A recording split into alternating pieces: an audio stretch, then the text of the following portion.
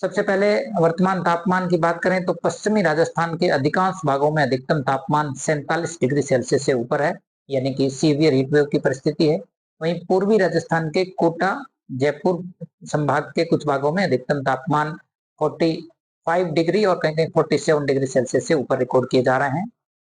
इसके अलावा रात्रि न्यूनतम तापमान भी सामान्य से 3 से 5 डिग्री सेल्सियस ऊपर रिकॉर्ड किया जा रहा है, यानी कहीं कहीं उष्ण रात्रि की भी परिस्थिति बनी हुई है। वर्तमान परिस्थिति के अनुसार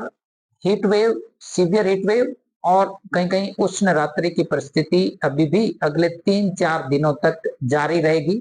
खासकर पश्चिमी राजस्थान के सीमावर्ती क्षेत्र यानी जोधपुर संभाग, वहीं बीकानेर संभाग के कुछ भागों में अगले 3-4 दिनों तक अधिकतम तापमान 46 से 47 डिग्री सेल्सियस के ऊपर बना रहेगा। इस दौरान कहीं कहीं अधिकतम तापमान 48 और 48 क्रॉस भी हो सकता है।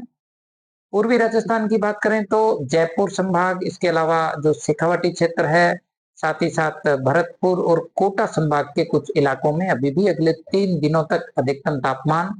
45 से 47 डिग्री सेल्सियस के करीब रिकॉर्ड हो सकता है, यानी कि अभी भी कुछ भागों में हीट वेव, कहीं कहीं सीवियर हीट वेव और कहीं कहीं वार्म नाइट की परिस्थिति बनी रहने की संभावना है।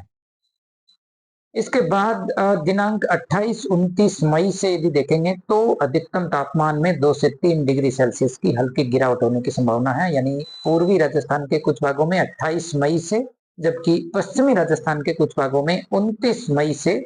राज्य के कुछ भागों में अधिकतम तापमान में गिरावट होने की संभावना है। तो कुल मिलाकर जो भीषण